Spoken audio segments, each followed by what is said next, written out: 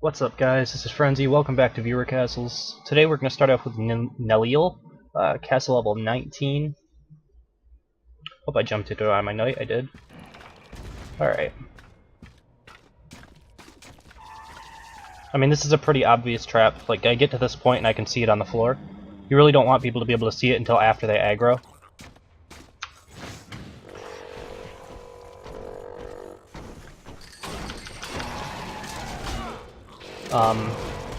I don't know if you're going to be able to move it back and still make it work properly, but I would say either increase your aggro zone if you can, or move this trap back like a couple hexes and then, you know, keep your aggro zone the same or something. But if you can do that with it still working the way you want it to. I kind of want to see what this does, so I'm going to. Alright, so it aggro's this group. Does it aggro two groups? Probably not. It probably just aggro's one. If you got it so it aggroed two groups, that would be kind of silly good. And I would probably steal it from you. Alright, so you had the Zeke coming around. I don't think that's terribly bad. Normally I say Zeke's coming around corners, I don't really like it. But in this case you have this kind of mouse trap going on here, and that works pretty well to like deny people fighting someone in a corner. Pete Poundmore plus the bad dog is good. Alright, so good so far. I like the jelly wall even though it's not really doing anything. It does slow you down a little bit. Although, I would think maybe a slow mine trap would actually slow you down more than this. Since there's no mobs around it, you might want to try to, you know, see if that's the case. Alright, so I'll pull through the wall with a Scorpio I saw. This Robo Shieldatron, like, I'll even show you and see if I can do it. I can pull both these groups, and it's not the biggest deal in the world. There's not really any added DPS out of the secondary group. You know, I can stand here and tank this pretty easily. So what I would say is you kind of want to have another group that does damage. You don't want to have a tank group when you're setting up a multi-pull like this. Because what you're trying to do is buy time, right? That's the purpose of multi-pulls. You can kill people, and it's a decent strategy of killing people who try to rush through castles too much, you know? They'll get two groups on them, and it's never good to get two groups on you. But when the second group is only a tank group, it's not really a big deal, right? As this guy was walking around, if I had noticed this early enough, I could just started walking in and fighting this tank group and starting to damage it until that other group got to me. So, in my opinion, you should have something like a Pete Poundmore, or you don't have Mega Muttons yet, but when you get Mega Muttons, another Scorpio, even a Zeke, but probably to a lesser extent a Zeke.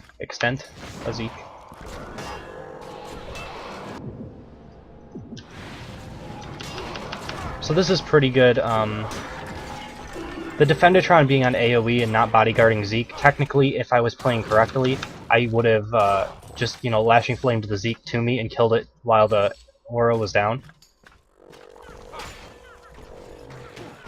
Alright, let's see what this specialization is. Alright, so it's on the AoE, or not the AoE, but it's on the Resurrect. I think that's pretty good, especially with this Defendertron kind of doing that. The problem is you are getting to a higher level, I believe. You were level 19, the same as me. So, you know, same as my knight. So, it's probably not going to work as well. Like, you noticed I didn't really take much damage from the resurrected minions, and that's because they do spawn at a really low level.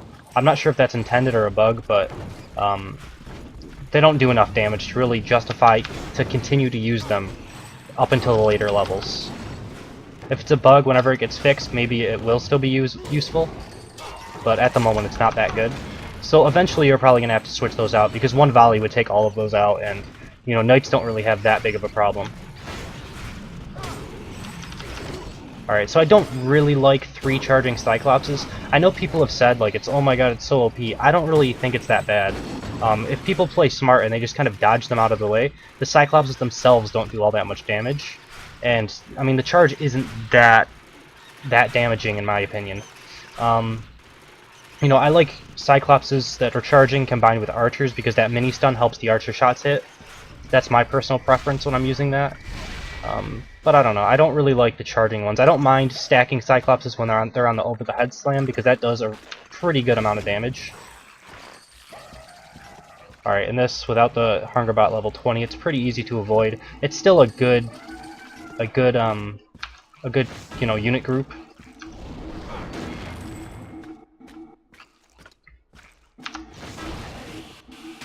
Because, especially for a knight, I can't really go in here and fight this, because I'm going to be slow, right? So I'm going to take all these shots if I do that. So I have to fight them kind of outside of this bubble. Until there's one left. So it's, you know, decent wasting time against a knight, and it has the opportunity to kill if for some reason you are able to hook somebody. So I wouldn't say it's bad. Alright, and then we have double bad dog. I don't really like this. They're only going to get one of the buffs, right? This guy isn't going to get two howls. So I would prefer you to, if you want double support, go for the puppeteer, you know, either on heal. You can put it on enrage, but I don't think that stacks either. I'm not entirely sure of that, but Captain Clubbage by himself, I mean, he seems to be tanking pretty well. I've never really fought him before, but he seems okay. And I don't really mention much about the pre-made bosses anyway, just because, you know, Ubisoft is going to be changing that kind of thing with the balancing before the game releases, so, you know, boss rooms that use pre-made bosses I think are fine. So yeah, we'll jump into number 2 in just a second. Alright, and for number 2 we have Zeryte, something like that. Castle level 16.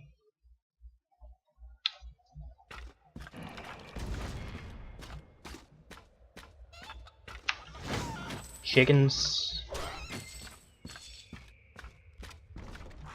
without the pot on their hat. I wonder what level they get the pot, the little pot, like, defending their head. I find that hilarious. Alright, so this is pretty good. I'm a little over-leveled, so I killed that pretty quickly, but the heal should go off a couple of times, at least, there. And it does force the hero to kind of make a decision, do I want to try to DPS this down or kill the support unit all the entire time, you know, the Zeke is just getting pot shots, so I like that. And then you probably have a Hungerbot pull set up here. If I pull the Hungerbot, though, oh, actually, it's different. Oh, that's kind of new. Oh, and then you have the Archer. That's good. I like it. I think most people probably won't get hit by this all that often. Saying that I like it, like maybe even Stairmasters are better either way, just because Stairmasters have a little bit more hit points, and they're a little scarier to deal with. I don't think this would ever kill anybody. And it has the same effect where you're getting down this room is notorious, right, for hooks and pulls and stuff like that. So the Hungerbot still needs to be lined up to be able to, you know, hit that bash and stuff like that. But then you have the Defendatron, so it wastes a little bit more time. So I mean, they're both pretty good.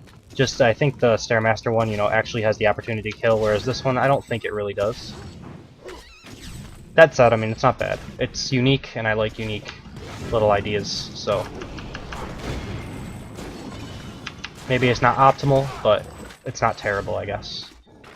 So this one has the same problem where I've said I don't really like archers and ranged units in general, although I do like Scorpios coming around the side here. I don't really like archers coming around the side of, you know, being a part of a long pole like this, because when they come around this corner, depending on the hero's positioning, a lot of the times it won't work all that well for you. Like this Archer Cyclops combo will walk around here. If the Cyclops comes around this corner and I'm waiting for him, the stun won't go off, the charge won't go off. Also, like, the Archer will get stuck on the back of the Cyclops as I'm fighting him and take cleave damage. Or an Archer will, you know, drop Caltrops and drop a volley right here. So what I would prefer is you to switch these two groups up. Add the Pete Poundmore over on the side, having him come around. And then if you continue and get pulled by get the double pull, you have maybe a Cyclops here or so, getting ready for the charge, and then you have the Archer behind him, going to be lining up a headshot or a split shot, whatever you have his specialization on. I think that would work a little bit better. Alright, so continuing. I should probably see if your castle goes down this way, because that's the area where it should go. Alright, so let's see what comes around this time. So probably the same units. Yeah, except it's archers instead. This one isn't as bad for archers just because of your trap placement. and how this like room works here specifically, because if I stand behind this corner, which would be optimal for me, I take extra damage from the trap. So that's one of the other like things that I do like. If you're going to use archers, make sure your trap placement complements it really well, right? This trap kind of makes me want to stand over in this corner, because that's the least chance of me taking damage. You know, I can dodge through these at this point really easily, but if I try to dodge through these here, I'm a lot closer to it, and I end up taking a little bit of damage. So it's better. I still don't really like archers coming around corners because they all bunch up right here, and some of them don't fire because of that. So, you know, it's kind of up to you. I think there's rooms like this that are much better for archers, though, because your Cyclops comes in and gets the charge, and archers have a really good range. That's the only thing, that's like one of their bonuses, right? You have units that are good at certain things, and one of the things that archers are good at is long range, but they lack hit points. So if they get closer to the hero and bunch up and stuff like that and make AoEs better against them, they're not going to survive long enough to do their DPS.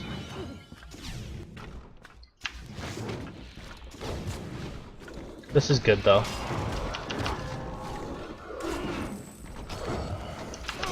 I like archers used with I like the Zeke used with Defendatrons, especially on split shot, because it makes knights get up closer to them for longer. So it's higher chances for them to hit with all 3 arrows and maybe even crit and just do an absurd amount of damage. Alright, so for the boss room, another Defendatron with a Zeke, which is good. And then you have the Scorpio on the pin strike, which kind of knocks you back and helps the Zeke hit. So I like that a little bit as well. And then I also like the support. I think this boss room's good. Yeah, even 2 is okay, I guess. 2, what do you call it? Bone Puppeteers. I think that's alright. Let's see, what is that? 12. And then 2 Bone Puppeteers is 9, and a Defendatron is 5. 14 plus 22. I shouldn't be doing math, like, live on a, you know, talking YouTube thing, because you guys can see how slow I'm gonna be. And I already forgot where I was, so I'm just not gonna do the math. But yeah, I was trying to figure out if you could add in 2 Defendatrons, those 2 elites, and 1 Bone Puppeteer, so that you could have the Bone Puppeteer defended as well, because they go down pretty quick to a volley. But yeah, so we'll jump into number 3 in just a second. Alright, number 3 is IanJH06. I believe I've done him semi-recently, so he probably took a lot of the advice that I said. I don't remember everybody that I do, obviously, and I don't have time to like rewatch the episode that I did of you each and every time, because that would just be extremely time-consuming. So we'll jump into it here and see, you know, what new advice I can give you, and maybe you're still having some trouble, so...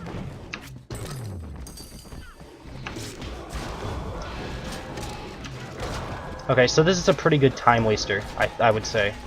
I'm a little bit scared that maybe with a charging Cyclops, the Cyclops... That was weird. This guy came from like nowhere. But I'm a little bit afraid that the Cyclops might charge out of the area of effect of the the defend, right? He charges and then he gets out of the area of effect from the Defendatron. And the Defendatron might link to like a random skeleton or something. As long as that doesn't happen, I think it's fine. Ballista traps in some of these areas is a little bit questionable. This one is good, but the skeleton archers, I don't like them that much. I liked the stun, and I think like with a stun plus the ballista trap with like a Zeke or a bunch of skeleton archers in this corner, I think that works out much better for you. Because those 3 or 4 skeleton archers, they hardly did any damage to me. So, and they also died almost as quickly as a skeleton archer would do, a little bit less. You know, it took me a little bit more time. Alright, I'll be a little careful of this because this is dangerous. Although I'm able to see it reasonably quickly. Let me take a look at, like, if I wasn't stunned there, how that would look if I went through normally. So I'm kind of waiting for this. I come through. Yeah, I would see this probably before I aggro this group. And you don't really want it to aggro any quicker than this. I mean, the problem with this group is that, you know, the dungeon starts to go up. It's just the natural curve of the room. You know, you can place this room in a way where this part is going down towards the bottom. Obviously, it has to remodify like your whole castle, and a lot of people do that, though.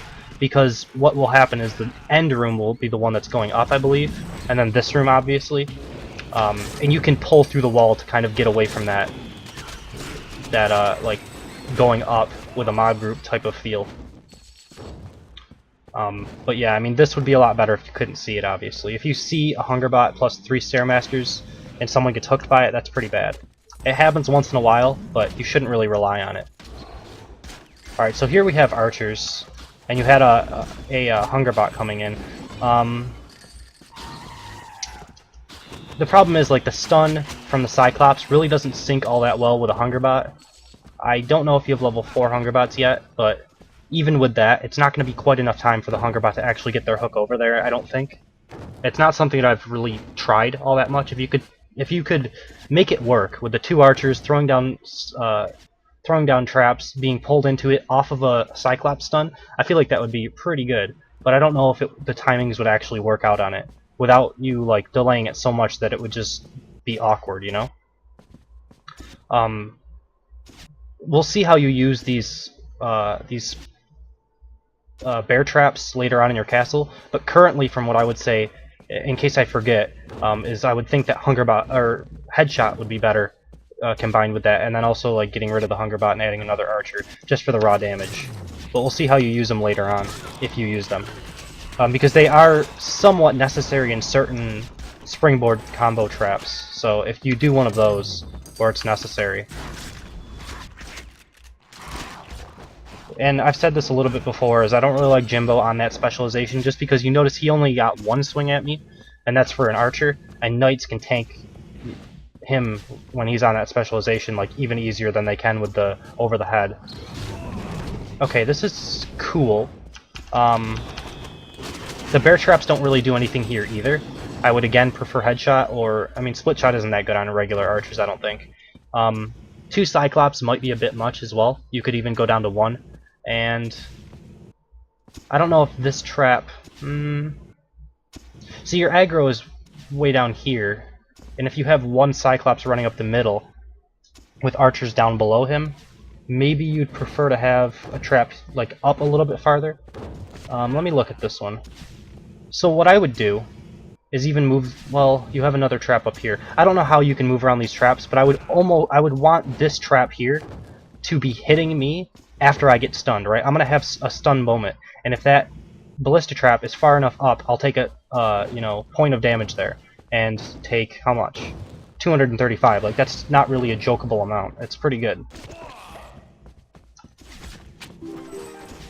especially when the patch goes through for potions, nerfing. Every little bit of damage from traps is going to be super important, because that's really the damage that doesn't get regen, right? Generally, the game's pretty good about dropping health globes, and you can heal up if you're not taking trap damage. I'm going to take a look through here. I would prefer a slow minefield here.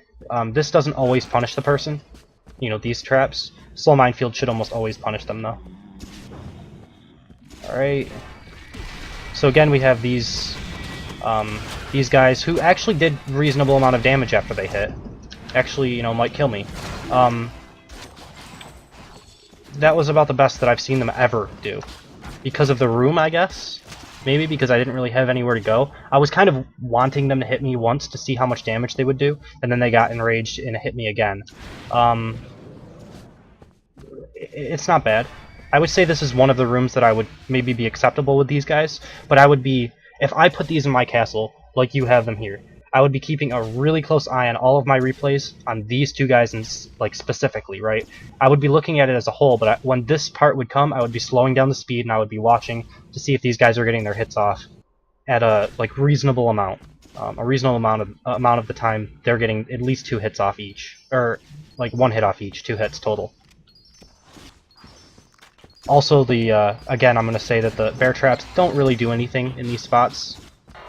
Same as this one, I would almost prefer headshots here as well. I guess this is better against knights, but they're only going to take 1 of the bear traps. Bear traps are best used when you're being pulled through them, because they do, 300 or so damage. A little bit more than a headshot would. And they give that stun effect as well, which kind of adds on to the stun that you get from everything else. I like this is set up well. And I actually finally got hit by one of those traps. But again, I wouldn't say that it's amazing, the placement here for the bear traps. So I would almost say that in every circumstance you want headshot over bear traps. And you should have level 4 archers, which will be releasing 2 headshots each time they fire, which is, you know, pretty good. And then you have a Zeke back there that I don't really want to die to, but I'm gonna have to potion. Alright, so the Zeke here with the Defendatron is really good because I kind of want to volley. Any archer's going to want to volley this because there's a lot of units, but that kills the bad dog, which enrages him, which makes the Zeke a powerhouse, you know? I don't remember what the specialization the Robo Shieldatron was on. If he was like defending the Defendatron, defending the Zeke, I think that's pretty good.